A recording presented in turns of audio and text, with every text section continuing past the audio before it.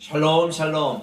주님의 은혜로 지난 한 주 동안 평안하게 보내시고 또 6월 오늘 마지막 주일입니다. 2021년 6월 27일 오늘 또 주님 앞에 나와서 예배를 드립니다. 다 그 자리에 일어나셔서 찬송 38장으로 겟셋마네 교회 예배를 시작하겠습니다.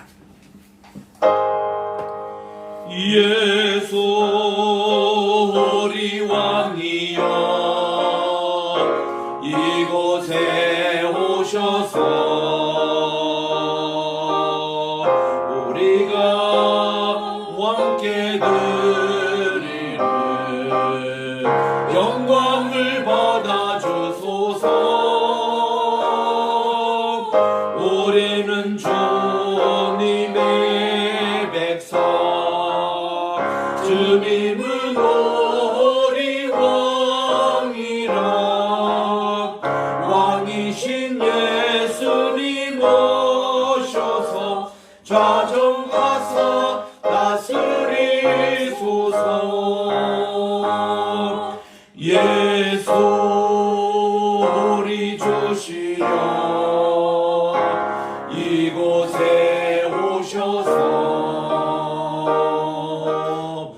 우리가 주께 드리는 찬양을 받아주소서. 우리는 주님의 종들, 주님은 우리 주시라. 주 되신 예수님 오셔서 이 찬양을 받아주소서. 기도하겠습니다. 내 하나님 여호와께서 이 40년 동안에 내게 광야 길을 걷게 하신 것을 기억하라. 이는 너를 낮추시며 너를 시험하사 내 마음이 어떠한지 그 명령을 지키는지 지키지 않는지 알려 하심이라. 너를 낮추시며 너를 줄이게 하시고 또 너도 알지 못하며 내 조상들도 알지 못하던 만나를 내게 먹이신 것은 사람이 떡으로만 사는 것이 아니요 여호와의 입으로 나오는 모든 말씀으로 사는 줄을 내가 알려 하심이니라. 아멘.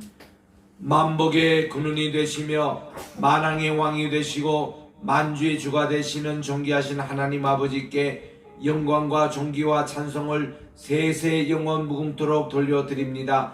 거룩한 복된 이 시간을 저희들이 맞이하여 하나님께 나와 오늘도 예배를 드리오니 저희가 영과 진리 안에 예배드리게 도와 주시옵시고 하나님 예배 순서 하나하나가 성령님의 기름 부음의 역사가 일어나게 도와주셔서 예배를 통하여 우리 자신이 변화되고 하나님께 온전히 새로 지음받는 피조물이 되게 도와주시옵기만을 예수님의 이름으로 기원드리옵나이다. 아멘. 우리 공동 참회 기도 한 목소리로 주님 앞에 드리겠습니다. 시작. 참으로 주신 하나님 아버지 매일 매순간 함께 하심을 감사드립니다. 애국의 달을 지내면서 나라와 민족을 위해 희생당하신 순국 선열들의 가족과 후손들을 위로하옵소서. 예배를 더욱 예배답게 하시고 교회를 더욱 교회답게 하옵소서. 주님께 일조 전납의 생활을 실천하게 하소서. 지난 한 주간의 지은 죄들을 회개하옵니다. 이웃의 울부짖음과 눈물을 무시했고 평화를 위한 부르짖음에 무관심했고 이웃을 내 몸처럼 사랑하지 못했습니다. 주님께서 주신 지구를 소중히 사용하지 않았습니다. 자비의 주님, 저희들을 용서해 주소서. 저희가 주님의 권능을 믿고 삶을 바꾸고 자신을 새롭게 하게 하소서. 그리하여 저희가 부활하신 주 예수 그리스도 안에서 넘치도록 주어진 삶의 즐거움을 깨닫게 하소서. 이 거룩한 시간에 말씀으로 은혜 받고 예수님의 보혈로 제사함 받고 성신 충만하게 하여 새롭게 지원받은 새 사람 되게 하옵소서. 다시 오실 예수님의 이름으로 기도드립니다. 아멘.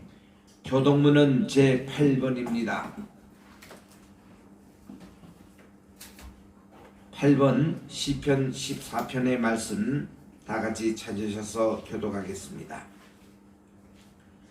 어리석은 자는 그의 마음에 이르기를 하나님이 없다 하는도다.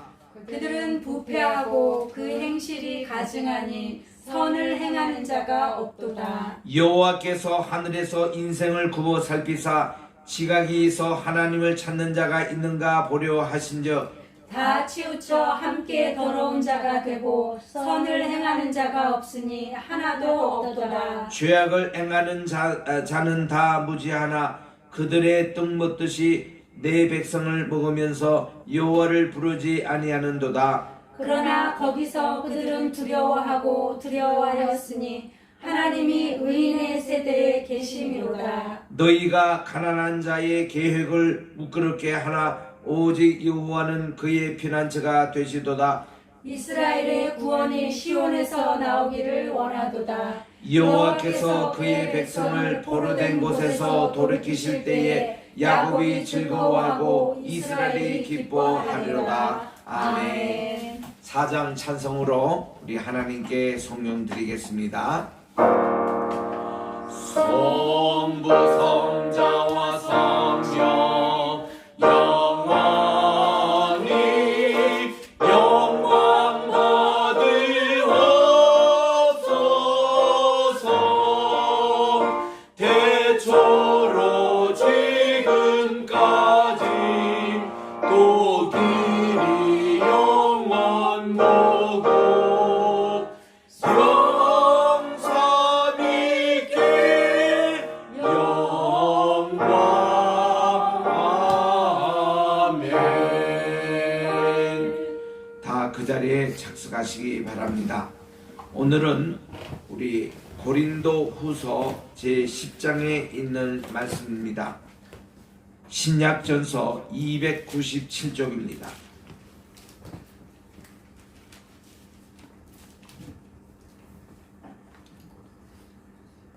말씀을 다 찾으셨으면 제가 10절부터 16절까지 할 테니 마지막 두 절 17, 18절은 합독해 주시기 바랍니다.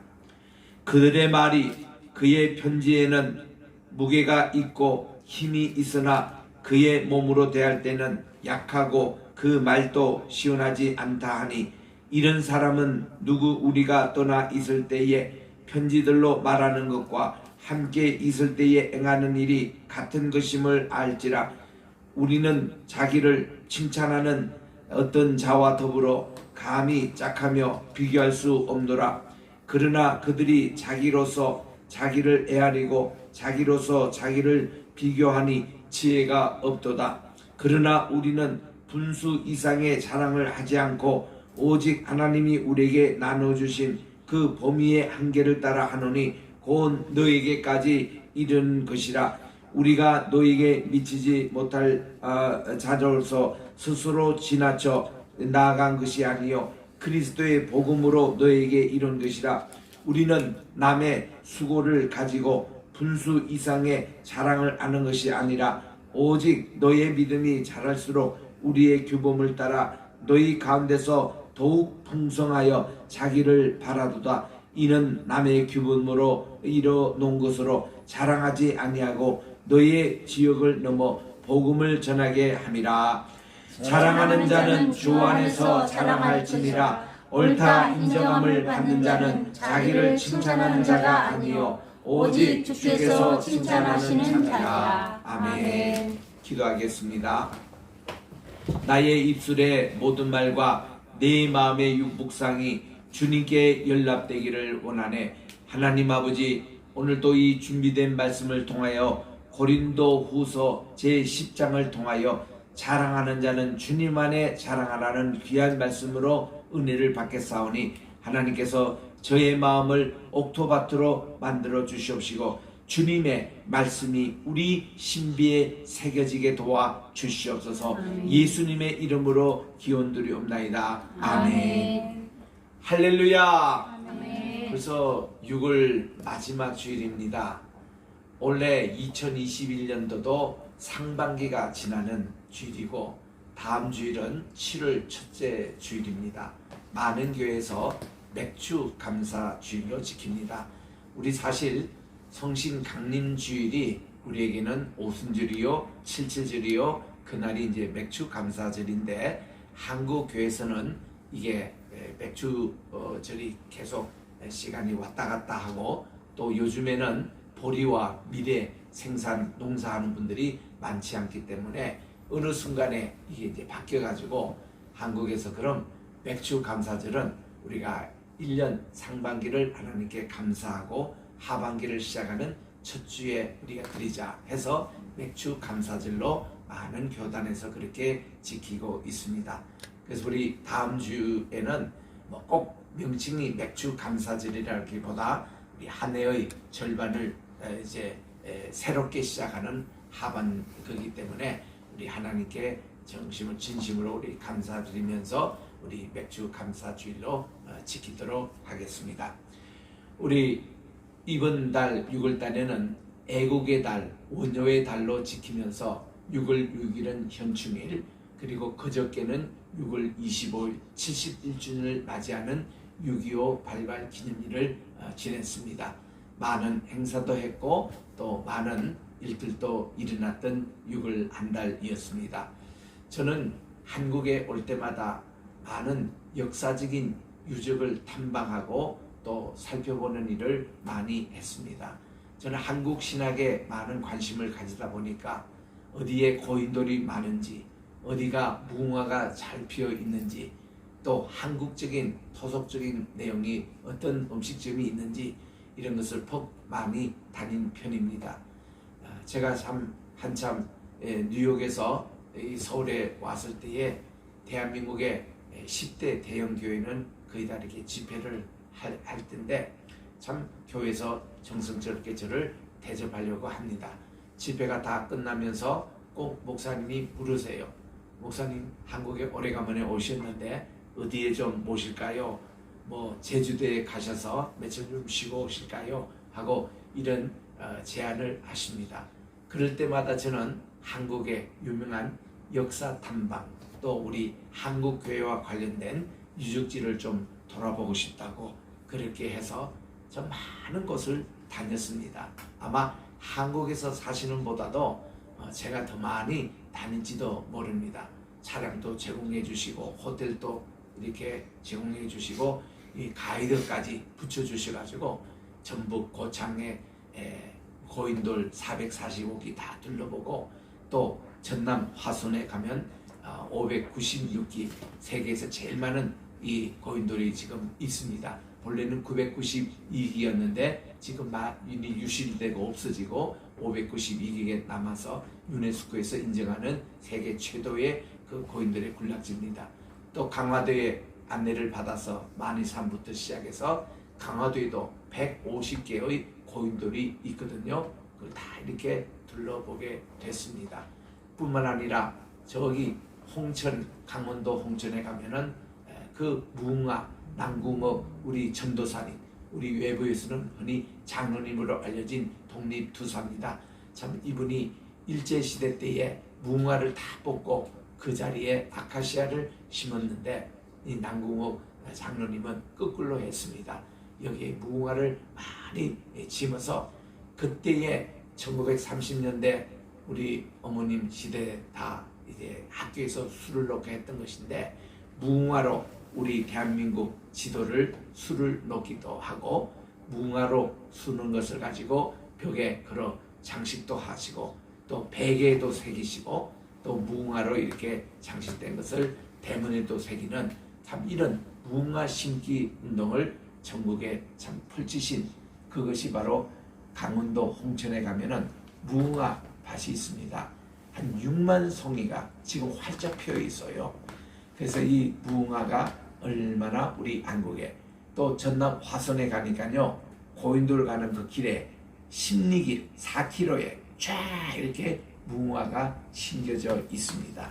그래서 이런 모습을 볼 때 얼마나 감사한지 뿐만 아니라 한국의 기독교 100주년 기념관이 전국에 적어도 10개 지역에 있습니다. 거의 다 제가 돌아봤습니다. 그 중에서 몇 군데 할 때는 제가 그때 자문도 했습니다. 목사님 이렇게 100주년 기념관을 만들려고 하는데 어떠한 것을 어떻게 전시하면 좋겠습니까? 이런 물음에 제가 또 이런 말씀을 드리기도 하고 했습니다. 성경을 전시한 곳도 있습니다. 우리 부산에 가보면은 동네 그 교회 거기 가보면은 이렇게 기독교 100주년 특별히 이 기독교가 아펜젤라와 언더우드가 제물포 인천에 먼저 도착했다 이렇게 주장하는데 부산에 가니까 부산에 먼저 도착하셔서 3일 머물고 그리고 인천에 오셨더라고요. 이런 얘기들. 또 알렌 선교사님이 이렇게 인천에 오기 전에 부산에 통해 가지고 오셨더라고요. 그래서 부산에 가면은 그 자긍심이 또 거기에 또 이렇게 100주년 박물관 있습니다. 또 우리 저 신안 증도에 가면은 거기에 6.25 때에 참 축장으로 순교를 당하셨던 그 전도사님, 그 문주경 전도사님의 기념관이 있습니다. 거기서부터 또 제가 소개를 받아가지고 영광이라는 곳에 가보니까 염산교회, 또 애월교회, 또 한 교회가 있더라고요. 그 세 군데에서 다 이렇게 6.25 때 한 250명이 공산당에서 순교를 당했던 곳이 있습니다. 또 저기 여수에 가면은 손양은 목사님의 기념관이 잘 지어져 있습니다. 명성교회에서 후원해서 지었던 그런 그 참 기념관이라고 합니다. 거기도 다 둘러보고 제주 가니까 이기풍 선교사님의 또한 그 기념관이 잘 또 지어져 있습니다. 또 마산 근처에 가보면은 주기철 목사님의 기념관이 잘 되어 있습니다. 이렇게 해서 우리나라의 각 곳에마다 이런 모습이 많아요. 독립운동하신 분, 애국지사들, 또 기독교의 순교자들 이런 것을 우리 한국에 곳에 가보니까 너무 좋아요. 김해 가보면은 우리 김수로 왕 거기에 문장에 보면은 오병이어의 기록이 있잖아요. 그 김해 또 이제 수로왕 이분이 기독교 이 사도 도마에게 전도를 받고 기독교로 이렇게 귀해서 세운 나라가 가야구. 그래서 그 유적지가 또 김해 가면은 다 있습니다. 수로왕 왕비능에 가면은 그게 피사석탑이라고 되어 있는 것도 보면 6층으로 되어 있는데 허황우께서 인도 아유타국에 오실 때에 가죽배를 타고 오셨기 때문에 거기에 가죽배와 수십 명의 하인들과 같이 이렇게 오실 때에 그 풍랑에 이렇게 잘 적응하라고 돌을 6동면이나 이렇게 이제 깔고 오셨대요. 그런데 이게 이제 와서 배는 다시 인도로 보냈는데 돌은 그대로 가야에 있었습니다. 그래서 수로왕과 허왕우가 결혼하고 나서는 이 돌이 그대로 있었던 것을 지금까지 2000년 동안 보관하고 있어요. 이 돌은 보면은 인도 아유타국이 뭔가니 히말라야 산맥에 올라가는 바로 입구입니다. 초입구입니다. 그 돌하고 이렇게 요즘은 다 이렇게 조사가 되잖아요. 엑스레이를 통해서 과학적인 측면에서 맞다는 것이 확인이 됐을 때에 인도의 수상도 와서 기념식수를 세우면서 뭐라고 얘기한가니 한국 사람과 인도 사람은 우리는 한 형제였다. 그래서 김해 김씨, 김해 허씨의 그 집안이 바로 인도에 오신 허왕우의 그 피가 지금까지 우리에게 있다라고 심고 또 아유타국의 국왕도 와서 기념식수를 하고 김해 김씨 종신에서도 거기에 기념식수를 지으면서 자기 조상들 김수로 왕과 허왕우 이분들이 정말 기독교인임을 거기서 식수했던 곳을 우리가 보게 됩니다. 이런 현장이며 또 사도 도마께서 그 복음을 낙동강을 통해서 전하셨는데 낙동강 맨 끝이 보면은 그 본래 이 낙동강이 어디서 시작된가니 태백산에서 시작됐어요. 태백에 가보면 참 재밌습니다. 우리나라의 제일 긴 강이 낙동강이 시작됐던 그 원천지가 나오고 황제라는 곳이 있습니다. 그리고 한강 두 번째 긴 강이잖아요. 한강 시작했던 원천이 태백에 있습니다. 그리고 또한 동해 바다로 흐르는 강이 동해강이라는 게 있더라고요. 그래서 그거는 이 태백산맥을 넘어서 동해로 오르는 것. 그렇게 길이는 50km밖에 안 되지만 짧은 강이지만 세 개 강이 흐르더라고요. 그래서 이 태백이라는 곳을 가보면은 단군이 하나님께 섬겼던 제단이 있습니다. 이거를 대종교에서는 단군을 섬기는 아니에요. 단군이 섬겼던 하나님의 제단이 태백에 있고, 그리고 거기에서 서쪽으로 만이산, 강화도 만이산에 있고, 그리고 정북쪽인 백두산에 있었고, 지금은 화산 폭발로 없어졌어요. 발해가 망할 때, 그때 백두산 화산 폭발 때 그게 없어졌습니다. 그리고 저 남쪽에는 가야 시작했던, 그게 가보면은 그게 그 한석봉 선생님이 썼던 그런 이제 글씨가 있는 고행돌이 거기 있습니다. 그래서 이제 태백에 가면은 그 세계강이 이렇게 흐르는 것인데 목장이 하나 있어요. 삼수령이라고 세계강이 흘렀던 곳입니다. 우리나라의 저 낙동강, 그리고 한강, 동해 흐르는 동해강, 삼수령. 우리나라는 이렇게 삼면이 바다로 되어 있습니다. 동해로 흐르는 동해강이 있고, 남해강으로 흐르는 낙동강이 있고, 서해로 오르는 한강이 있어서 삼수령 목장이 있어요. 그래서 1964년도 우리 그 성공의 신부입니다. 성공의 신부는 대천덕, 이분의 이름은 본래 톨입니다. 이 신부님이 오셔가지고 거기에 예수원을 세우시면서, 이분은 자기 할아버지 톨의 선교사님이 중국 청나라 마지막 선교사였답니다.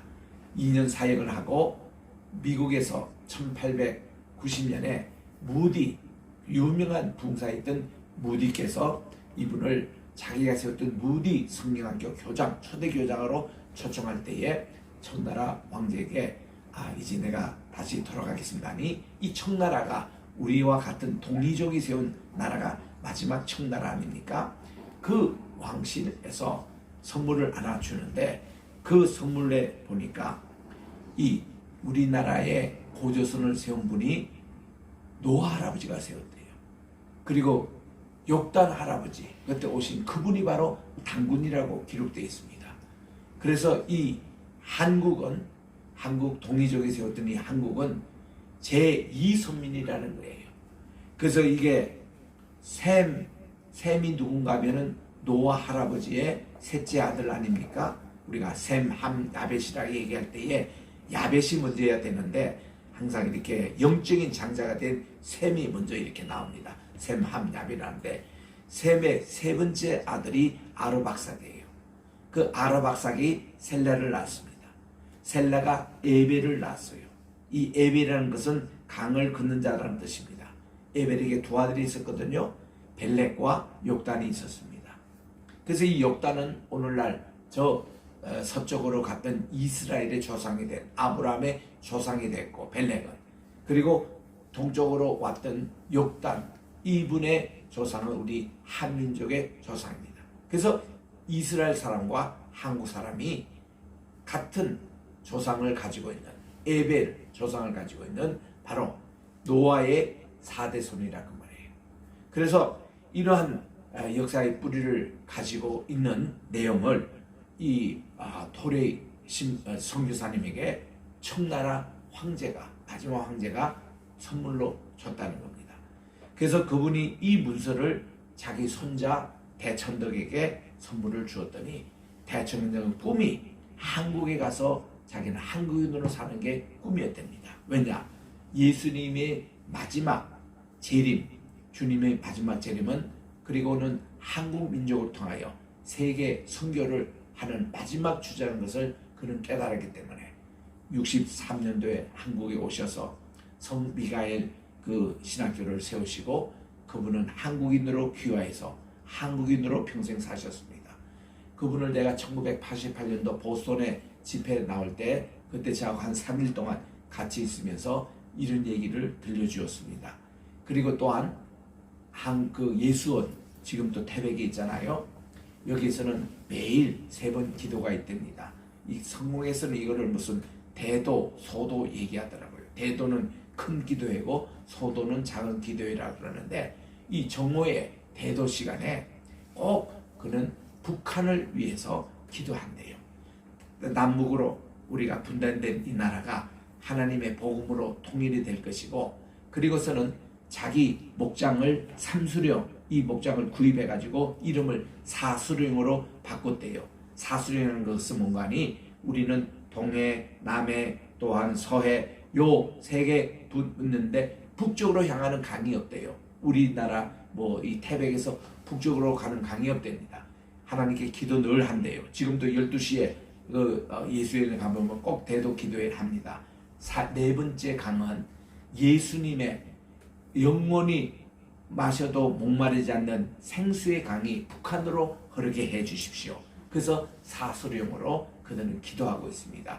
이런 참 거기에서 이런 얘기를 듣고 또 대천도 신문에게 그런 얘기 들을 때 막 그때는 막 전율이 오더라고요.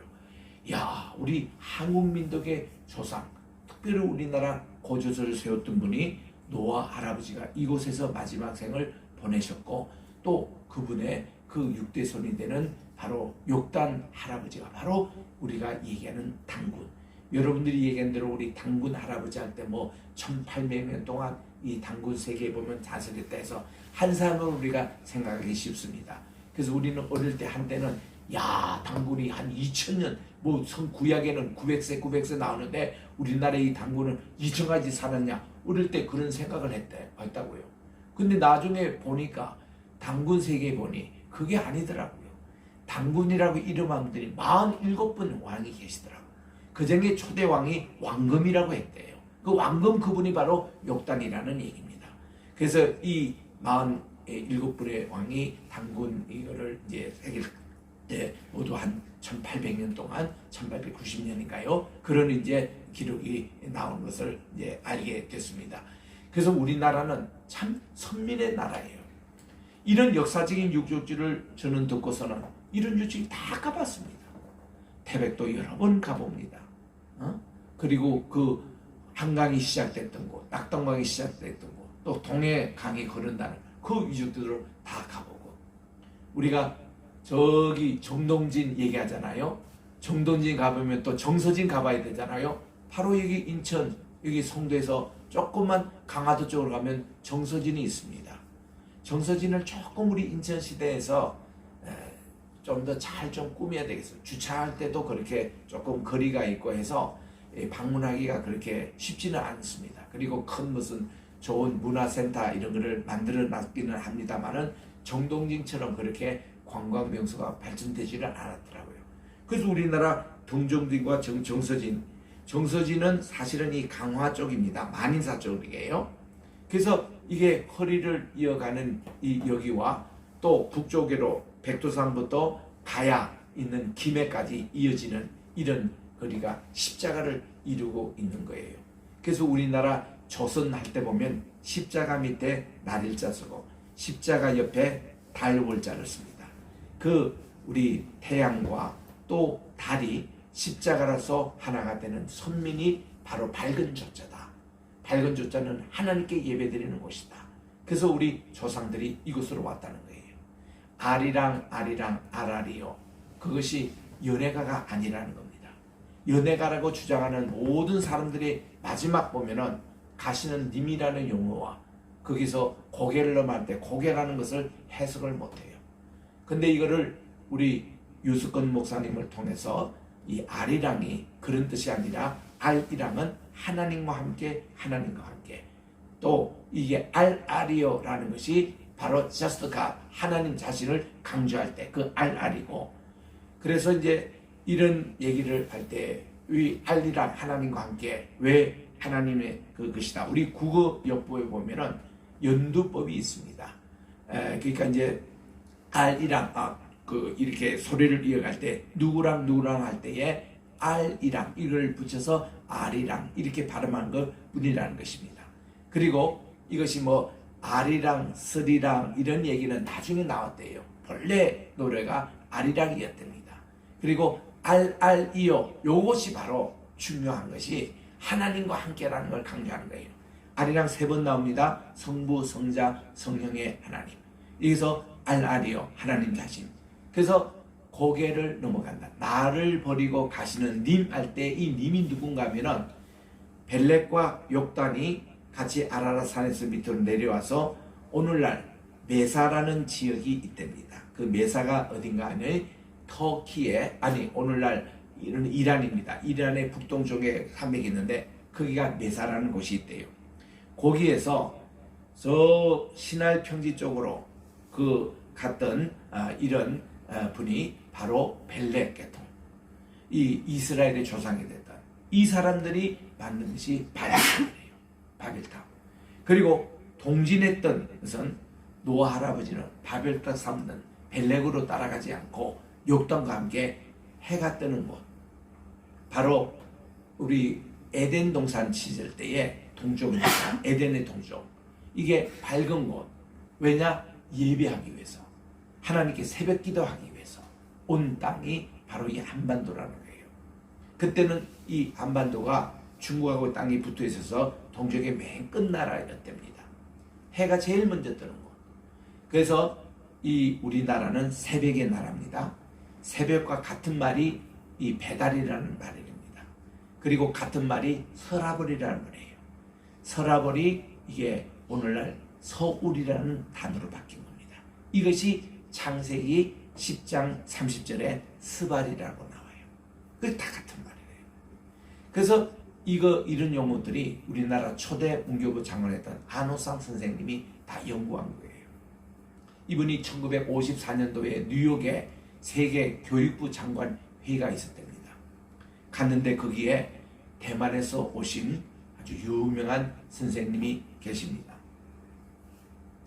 이분이 이무당 선생님이라 그러는데, 이무당 선생님에게 안호상 장관님과 일본에서 오신 장관님이 인사를 꾸벅하면서 참 중국에서 좋은 한문을 만들어 주셔서 우리 일본이나 한국이나 참 잘 쓰고 있습니다. 그렇게 인사를 했어요.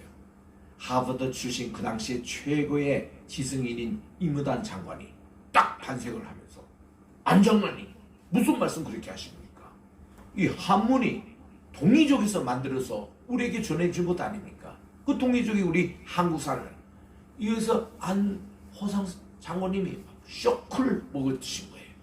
자기는 식민지 사관에서 한국은 열대 민족이다, 우리 한국 사람은 서로 사색당파로 맨날 싸우는 것이다, 모래알처럼 뭉치지도 않은 것이다, 맨날 식민사관에서 그렇게 배워가지고 한국 사람이 그런 줄 알았어요. 한국의 한반도는 이게 토끼같이 생겼다, 이렇게 알았던 거예요. 근데 이분이 쇼크를 먹고 들어와서, 그럼 한국인이 누구냐, 대한민국이 어디서 나왔느냐, 이거를 뿌리를 찾은 거예요. 그래서 여러분 오늘도 우리 국어 백과사전에 보면 한나다 할 때 우리 대한민국 한 이거 할 때에 한의 뜻이 32가지가 있는 거 안호상 선생님이 밝힌 겁니다. 근데 저희 어머님께서 이제 초등학교 교사를 하셨는데, 장관이 한 사장님께서 전부 그렇게 해라 해가지고 전국에서 그때 비로소 한 우리의 뿌리를 이렇게 하게 된 거예요. 그래서 일본 사람들이 우리나라를 토끼라고 한 거 아니다, 이거는 호랑이다. 그래가지고 우리 영일만에 가보면은 우리 국민학교 다닐 때는 토끼꼬리라고 배웠는데 아니에요. 지금 저 며칠 전에도 포항에 갔다 왔습니다만은 영일만 맨꼬리를 호미곶이라고 그래요. 호미곶, 호랑이의 꼬리라는 거예요. 토끼가 아니라, 토끼 묘미가 아니라 이게 호미. 그래서 호랑이를 여러 마리 이렇게 그려놓은 것이고, 이렇게 손가락을 이렇게 딱 해가지고 여기 육지에는 왼손, 이게 바다에는 오른손 딱 같이 보면서 2000년도 시작할 때 우리나라 대한민국에서 제일 태양이 먼저 뜨는 곳이 호미곶 아닙니까? 그래서 거기에 상생이라는, 서로 우리가 살자, 그런 조각을 6개월 동안 해서 거기 있던 것도 봤습니다. 좌우지간 이 대한민국에 여러 이런 명소가 많아요. 여러 역사적인 것이 많습니다. 이거를 참 둘러볼 수 있는 기회들이 참 많아서 저는 이거를 우리 자손에게 들려주면서 우리 한국민족이 이런 민족이라는 거 우리 자녀들에게 가르쳐줘야 돼요. 우리 여기 지수가 있지만 지수가 세계를 품는 이 여성 지도자가 될 수밖에 없는 게 이런 지금 천선 민족이 여기 앉아 있는 거예요. 차세대가. 그 세 개를 지금 우리가 이제 해야 되는 것이, 보세요. 올해가 2021년 아닙니까? 불과 이제 20년만 되면은 이 대한민국이 통일된 한국의 그때는 이 세 개를 미국 다음으로 강대국이 된다는 것을 누가 얘기해요? 유대인의 학자들이 얘기합니다. 미래 학자들이 얘기합니다. 그 미국과 유럽의 학자들이 다 그렇게 얘기하고 있어요. 대한민국이 이제 15년 후면 4강이 된대요, 세계에서. 그 다음 이제 한 10년 더 있으면은 지수시대 오면 세계 이거 최고의 강대국이 된다는 거예요. 이게 바로 1923년도에 타골시, 그 당시 인도에서 최초로 노벨 문학상을 받았던, 이거는요 우리 동양 사람으로서 최초입니다. 이 시인이 우리나라에 방문했어요. 방문해서 참 여러분들이 1919년에 시작했던 그 3.1운동이 우리 인도에 정말 오사운동에 영향을 끼쳐가지고 우리도 영국으로 또 독립하는 큰 기폭이 됐다고 감사의 표시로 오신 거예요. 그때 동아일보에서 타고르 시인에게 우리 한국에 대한 시를 좀 써달라 그랬더니 그분이 호텔에 머물면서 영감을 받아가 동방의 등불이라는 그런 시를 썼습니다. 이분이 그게 맨 끝에 보면은 이 한반도의 동방의 등불이 다시 켤 날은 세계가 밝으리라. 이 말은 또 무슨 공간이, 세계가 슈메르 문명 이전에 우리 한국이라는 곳이 있어서 이것이 우리 세계 문명의 모체였다는 것입니다. 그래서 우리 4대 문명, 무슨 황화와 또 양서강의 문명, 인도에 가면 인더스 겐지스 강 그 문명, 그리고 또한 메소포타미아에 있는 유프라데스와 티그레스 문명, 그리고 나일강에 있는 이 문명, 이게 뿌리가 어디서 나온가? 우리 한국 민족이라는 거예요. 이게 노아와 욥단 할아버지가 가면서 이게 세웠던 이 환국이라는 이 나라, 우리 고조선 세우지 이전 나라입니다. 거기서 9개, 세계 9개 문명이 있어서 그 중에 우리 동리족에 있는 것을 홍산 문화라고 그래요. 이 홍산은 뿌리가 우리 한국의 기초고, 우리 일본은 우리 문화의 지류로서 우리 동생이 됩니다. 동생. 그리고 중국 문화에 끼쳐서 그때 나온 게 한문이에요. 그래서 이 창세기 1장부터 11장까지 여기에 내용을 가지고 한문 300개가 이거와 유사하다 하고 밝힌 것이, 제가 지난주에도 우리 신학교에서 강의했습니다. 중국에 있는 강 박사님, 이분이 지은 거예요. 넬슨이라는 그 미국 선교사, 영국 선교사와 같이 합작한 것으로 이게 오늘날 번역된 것이 창세기 재발견. 이거 여러분 인터넷 치면 우리나라 번역됐습니다. 이 책을 보면 300개 한문이 성경에서 나왔대요. 이 한문을 누가 이게 지었냐? 이게 노아 할아버지가. 그를, 노아 할아버지를 여기 중국 사람들 잘 모르니까 주희 복희시라고 그렇게 했대요. 그래가지고 그 한문에 있는 것이 이거를 표의 문제라 그럽니다. 뜻을 가지고 이렇게 썼던 거, 뭐 각골문에 무슨 뭐 거북이 그제 이게 그 태워서 그 다 거짓말이래요. 그 상형 문자가 아니고 이게 성경에 나오는 걸 가지고 쓴 것이 한문이다. 그리고 이때에 나왔던 한글이 그렇게 오래된 글자래요. 이거 우리가 얘기하는 게 아닙니다. 세계에서 그렇게 얘기하는 거예요. 한글에 이것을 본래 문자를 가림토 문자라 그렇게 얘기합니다.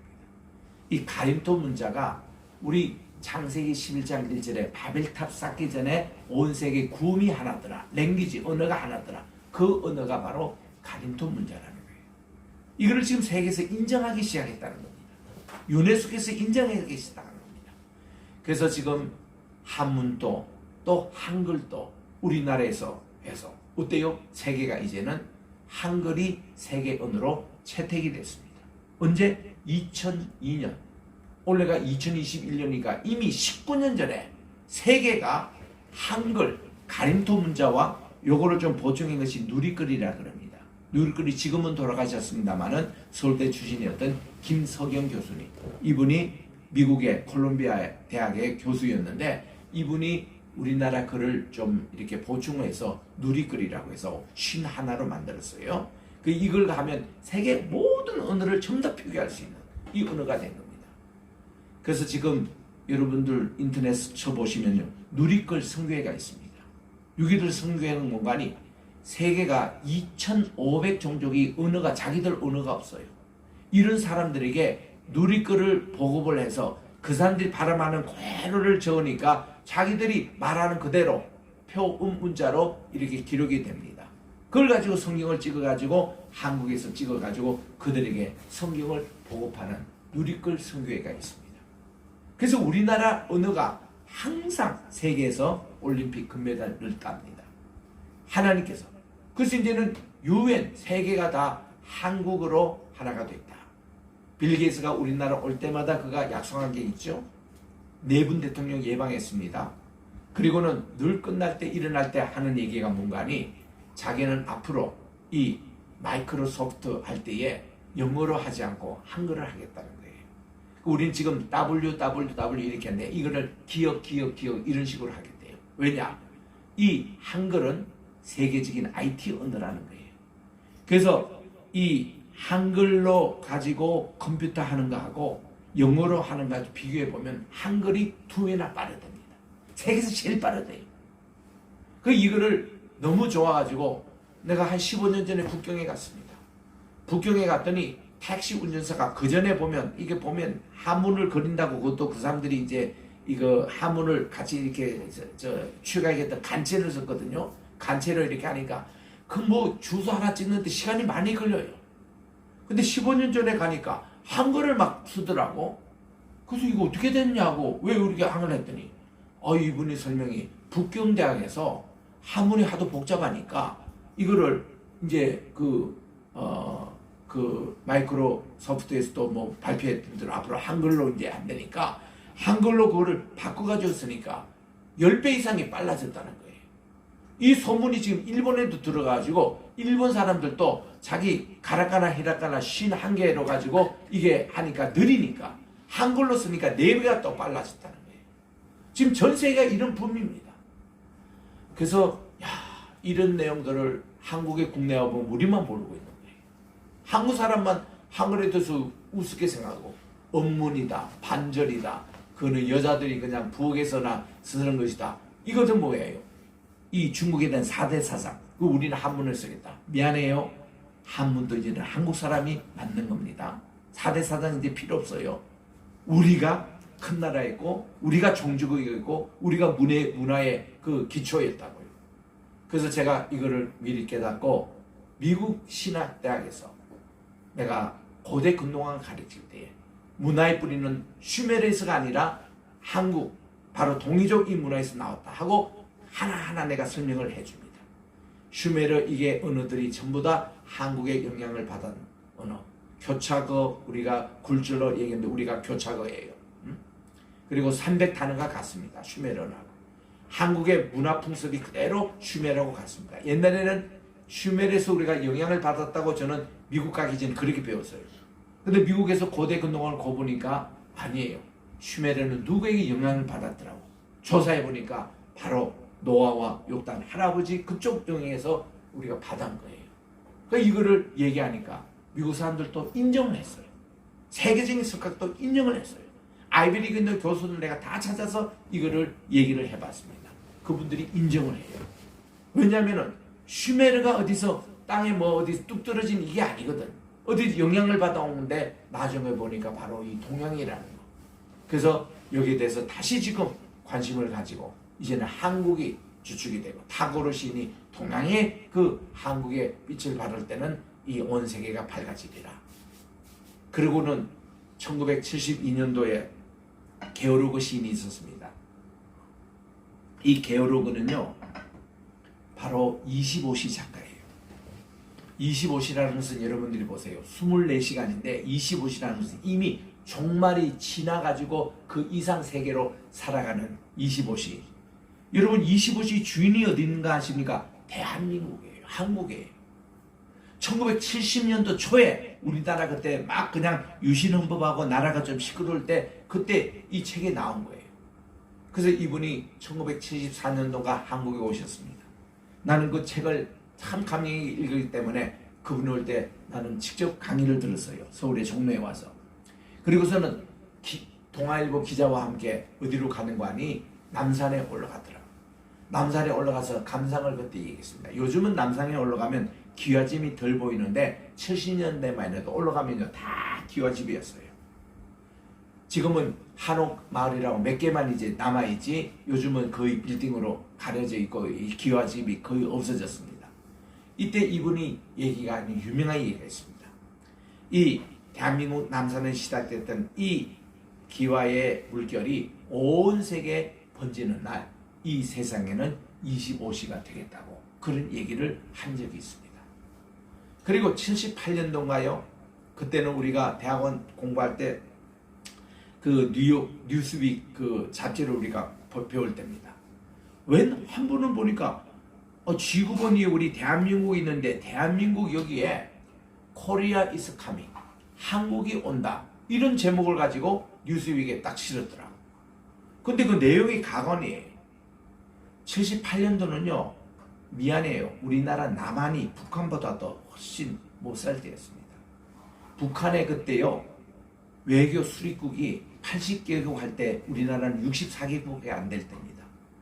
우리가 쌀이 없어가지고 배고플 때 북한에서는요 김일성이가 농경 무슨 뭐고 성공해가지고 쌀이 남아 돌아가지고 우리나라에 막 그냥 그 도와줬던 때가 있었습니다. 우리나라의 서울에 한강에 하면 범람면 적이 있거든요. 범람 때 수재문이 그렇게 생길 때 북한에서 도와줘요. 북한에서 쌀이 왔습니다. 이럴 때 우리나라가 게임이 안 될 때입니다. 그런데 그 뉴스윅의 표지에 보면 뭐라면 코리아에서 카밍 해놓고는 대한민국이 앞으로 자동차를 수출한대요. 배를 큰 배들 만들어서 그걸 수출한대요. 뭐 전자기구로 해서 컴퓨터를 생산한대요. 말도 안 되는 그런 그림이 실려 있었던 거예요. 그래서 우리는 그때 뭐 학생 시절이니까 꿈 같은 얘기를 왜 하나? 미안해요. 제가 미국에 처음에 갔을 때만 해도요. 메이드 인 차이나 하면은 중국제 제품 상당히 그 좋지가 않은 거를 메이드 인 차이나라고 했습니다. 그런데 그보다 더 질이 떨어지는 게 뭔가 하면 메이드 인 코리아였습니다. 한국에서 나온 제품 하면 제일 산지자 K마트라고 그런 일반 대중 그 백화점에 파는 것이 메이드 인 코리아였어요. 우리는 반가워서 사지만은 제일 저렴한 질도 제일 떨어진 우리 요즘 말하는 메이드 인 차이나처럼 그런 개념이었어요. 그 80년 초였어요. 그랬더니 한국이 저 동남아 저는 미국 가기 전에 동남아부터 먼저 갔거든요. 거기 가니까 우리 보고 재팬에서 왔느냐고 일본을 묻더라고. 거기는 그 당시 소니, 토시바 이게 최고였다. 이런 분위기가 요즘은 동남아 가면요 한국에서 왔느냐고 한국의 샘성, 한국의 기아, 한국의 그 기업들 LG 이런 걸 다 쳐주고 싱가포르 같은 그런 데도 가보면 삼성에서 제공한 TV가 다 있고 카톡 거는 것도 거기 보면 한국 제품이 다 있고 한국이 이렇게 위상이 달라졌어요. 이렇게들 좀 누가 생각했냐 이거죠. 근데 이거는 하나님의 수순으로 이렇게 되고 있습니다. 오늘 제가 6월달 애국의 달을 맞이해서 제가 일부러 이걸 얘기합니다. 여러분 한국민들 이제는 제발 식민지 교회에서 깨어나십시오. 중국 4대주의에서 깨어나십시오. 한국이 이제는 역사의 주인공으로 지금 세계가 지금 인정하고 있습니다. 이거를 이제는 우리가 받아들이면서 한국 민족이 세계를 향하여 큰 책임이 있어요. 우리는 주님의 복음을 전해야 되고 정말 하나님의 나라가 이 땅에 건설되는데 우리 한국 민족이 귀하게 앞으로 설 것이니까 우리가 이거를 통해서 오늘 이 애국의 달을 지나면서 이 말씀을 제가 드려봅니다. 오늘은 특별히 고린도후서 10장을 통해서 이제 영적인 전쟁에 대해서 강해하도록 하겠습니다. 영적인 전쟁은 이미 에베소서 6장 11절부터 18절에 우리들은 마귀의 관계를 능히 대적하기 위해서 하나님의 전신갑주를 입자고 말씀을 드렸습니다. 우리 위로부터 보면은 구원의 투구 얘기해요. 그리고 의의 흉배를 얘기합니다. 여기 가슴에 의의 흉배, 그리고 진리의 허리띠를 얘기해요. 한 손에는 뭐예요? 믿음의 방패를 가집니다. 또 한 손에는 뭐예요? 성령의 금인 말씀을 우리가 무장합니다. 신발은 뭐예요? 복음의 평화의 신발입니다. 그런데 이 6가지 무기를 갖추더라도 하나님의 전신 갑주라고 얘기하지 않습니다. 그 에베소서 6장 17절에 보니까 무시로 기도하라. 이거 6가지 다 갖춰 있더라도 기도가 없는 무장은 무장이 아니라는 겁니다. 이렇게 해서 우리 영적인 무장을 공부를 했습니다만은 오늘 이 말씀 속에서 특별히 영적인 무장을 말씀합니다. 여러분 이제 오늘 고린도전후서 10장, 다음 주 11장, 그 다음 주 12장 이 석 장이요. 바울이 자기 자신의 사도직에 대한 변정하고 있는 그런 내용입니다. 왜냐하면 이 고린도라는 것은 똑똑한 사람들이 다 모였던 곳이에요. 그 당시 이 고린도는요, 그 그리스 반도를 이렇게 보면은 크게 두 구조로 나눠 있고 있습니다. 북쪽을 마게도니아 지방이라 해서 그 수도가 데살로니가입니다. 그리고 남쪽은 아가야 지방이라 해서 수도가 고린도였습니다. 그러니까 이 고린도에는 그 당시에 도시국가 폴리스가 100개가 있었는데 이 남쪽 지방만 그 중에 중심적인 것이 고린도였고 그 다음 중요한 것이 아테네였고 그 다음 중요한 것이 스파르타였습니다. 여기에 100개 도시국가 가운데 수도가 이 고린도였다고요. 그러니까 똑똑했던 철인들, 궤병가들 다 여기 집합해서 말장난 많이 하고 토론 많이 했었고 이런 곳입니다. 그래서 이 바울 사도께서 고린도에 1년 6개월 동안 18개월 동안 있으면서 고린도 전서나 후서나 보면요 최고의 수사학을 쓰고 있습니다. 이 수사학이 어떤 일에 대해서 딱 뭐 얘기할 때 반정하고 변정하고 변호하고 설명하는 이런 논법이에요. 그래서 제가 보스턴 대학에서 박사 공부할 때에 요거 가지고 박사 논문 썼던 미국 학생들도 있었습니다.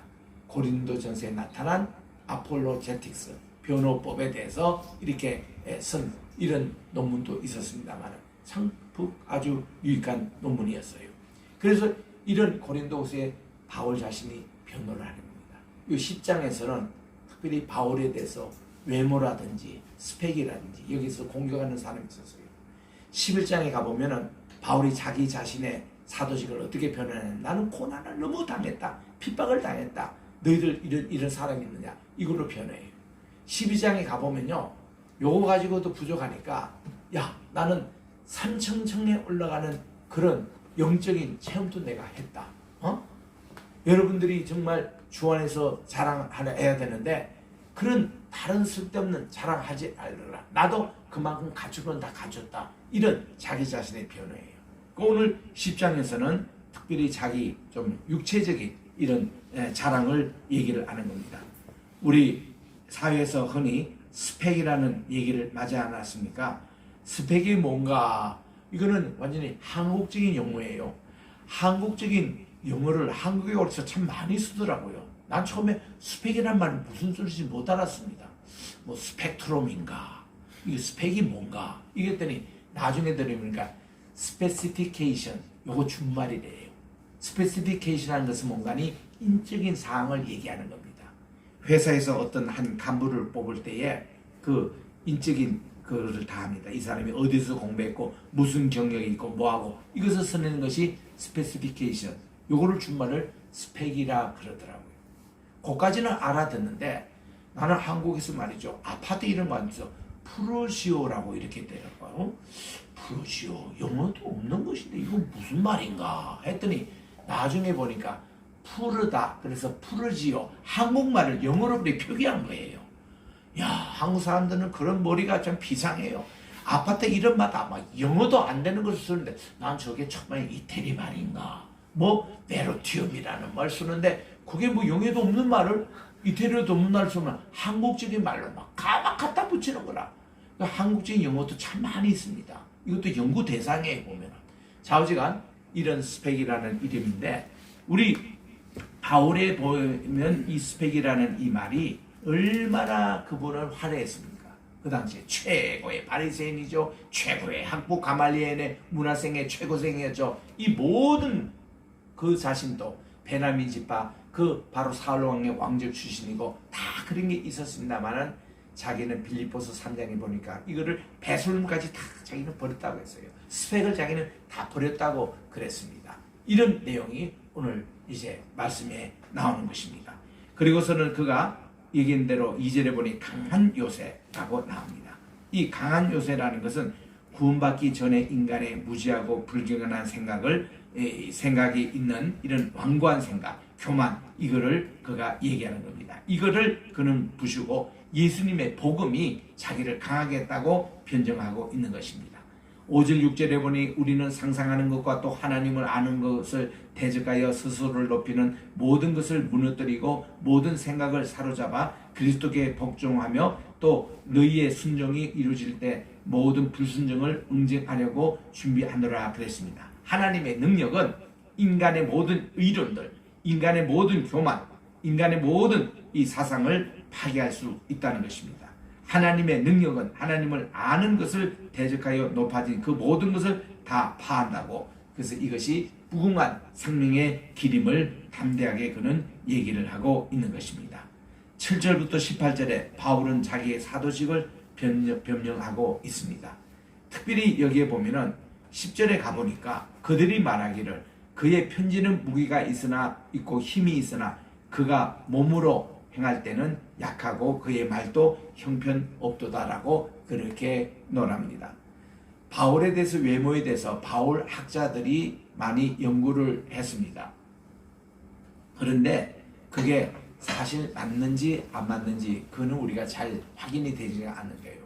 바울을 대적하는 사람은 얼마나 바울에 대해서 좋지 않게 쓸 수가 있잖아요. 그런 게 남아있는 걸 보면은 뭐 이런 얘기 있습니다. 사도 바울은 참 추남이었대요.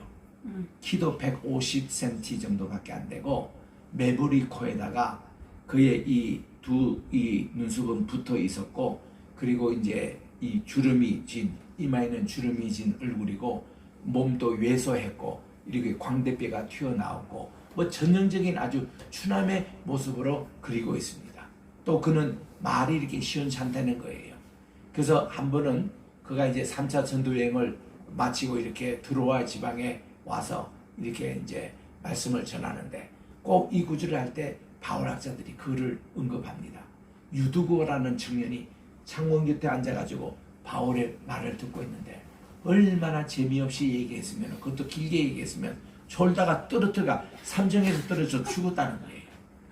그러니까 바울이 내려가서 그를 살려줬던 얘기가 있는데 꼭 요거 할 때 그런 얘기를 합니다. 말을 아주 참 졸리게 얘기하고 그 졸리게 얘기하면 좀 짧게라도 하지 그것도 길게 얘기하니까 이런 식으로 얘기를 하는 거예요.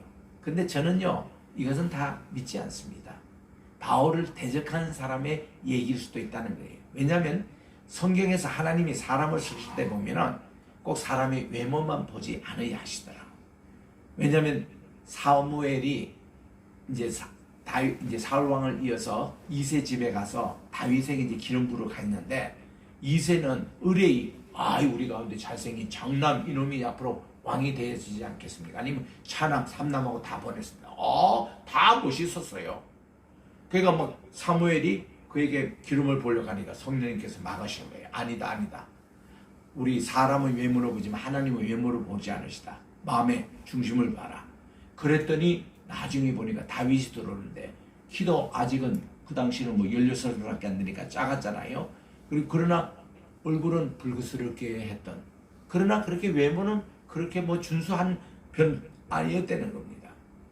여러분 사람을 외모로 본다거나 스펙으로 보는 게 아니에요.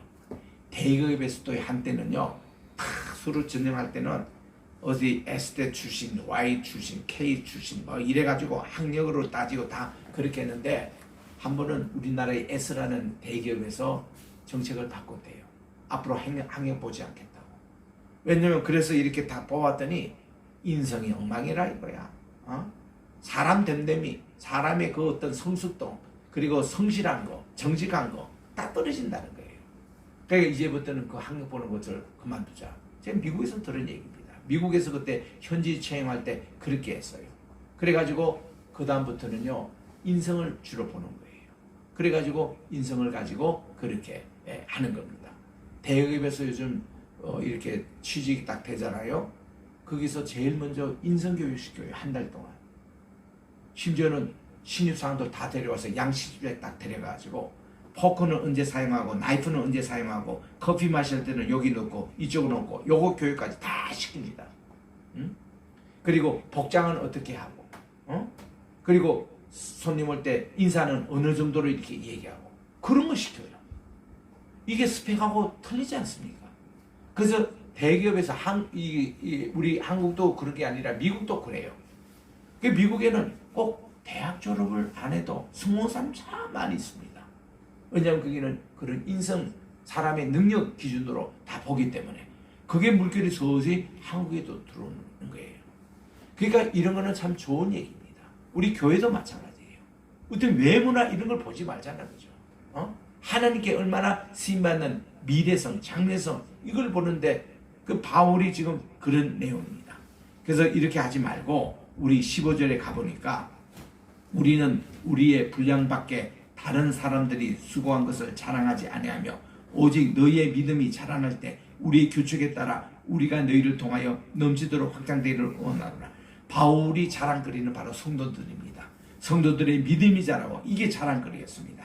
17절에 보니까 오직 자랑하는 자는 주님 안에서 자랑할지니 자기를 추천하는 자가 인정하지 아니하고 주님께서 추천하는 자가 되자는 거예요. 여러분 이 구절을 저는 참 좋아합니다. 야, 자랑 우리 예수님밖에 자랑하지 할 거 없다. 우리 예수님 자랑하죠. 우리 교회 자랑하죠. 우리 목사님 자랑하죠. 우리 성도를 자랑하죠. 이게 중요한 것이지 자기 자신을 자랑하는 거 이거는 아니라는 거예요. 우리는 주님 안에 주님을 자랑하는 거예요. 예수님 자랑하고 이게 더 중요하다는 것을 오늘 본문 말씀에서 말씀하고 있는 겁니다. 그래서 바울이 이러한 신앙을 오늘 우리에게 가르쳐 주는 거예요. 그래서 우리 다음 주일날 그 다음 주일에도 계속 바울은 자기 자신의 그 사도직에서 변하고 변형하기 때문에 계속 이 말씀을 우리가 상고합니다. 오늘도 여러분들이 정말 우리 자신을 지나치게 자랑하는 어리석은 자가 되지 말고 오직 주님께 칭찬받아서 주님께서 나를 추천할 수 있는 사람. 우리 그렇잖아요. 여러 우리 성도님들 있고 여러 우리 제자들이 있는데 누구를 추천할고 추천서를 쓰더라 할 때 정말 추천할 수 있는 사람이 있잖아요. 우리들도 주님으로부터 주님이 추천할 수 있는 사람이 되자. 이게 바울의 목표였습니다. 우리가 이는 믿음을 본받아서 우리들이 정말 우리 멸시천대 십자가는 제가 지고 가고 존귀 영광은 주님 홀로 받으시고 주님 홀로 자랑거리가 되게 하시고 우리는 이름도 없이 빛도 없이 감사하며 섬길 뿐입니다. 이런 우리 찬송의 제목대로 그렇게 나가는 우리 모두가 되시길 주의 이름으로 축원합니다. 기도하겠습니다. 사랑의 하나님, 저희들로 하여금 주님 안에서 자랑하게 하옵소서. 주님께서 추천하시고 인정받는 자가 되게 하옵소서. 외모뿐만 아니라 우리 내면도 잘 관리하여 주님으로부터 인정받는 성숙된 인격을 갖추게 도와주시고 키와 몸과 사랑이 주님 닮게 도와주시옵소서. 우리나라를 사랑하게 도와주셔서 우리에게 천선 민족을 주신 이 내용을 깊이 깨달아 우리 한국이 세계를 향한 책임감이 있사오니 앞으로 20-30년 가운데 통일된 한국이 세계 리더십을 발휘할 때에 이때 일꾼들을 지금도 키우게 도와주시옵시고 우리가 그 기회가 올 때에 한국이 세계에 향한 그런 귀한 책임감을 다할 수 있는 복된 나라가 되게 도와주시옵기만을 예수님의 이름으로 기도드립니다. 아멘. 이제는 우리 주 예수 그리스도의 은혜와 하나님 아버지의 무궁하신 사랑하심과 보혜사 성령님의 감화감동 교통 충만하신 역사가 오늘도 우리 애국의 달을 지내면서 우리나라에 대한 자긍심을 새롭게 하며 또 하나님께서 우리에게 주신 이 모든 것을 자랑거리로 삼아 주님 안에 자랑하게 하시고 예수님을 자랑하는 대한민국, 예수님을 자랑하는 우리나라가 되게 도와주시옵기만을 여기에 이 모든 사명감 위에 이제로부터 영원토록 함께 계실지어다. 아멘.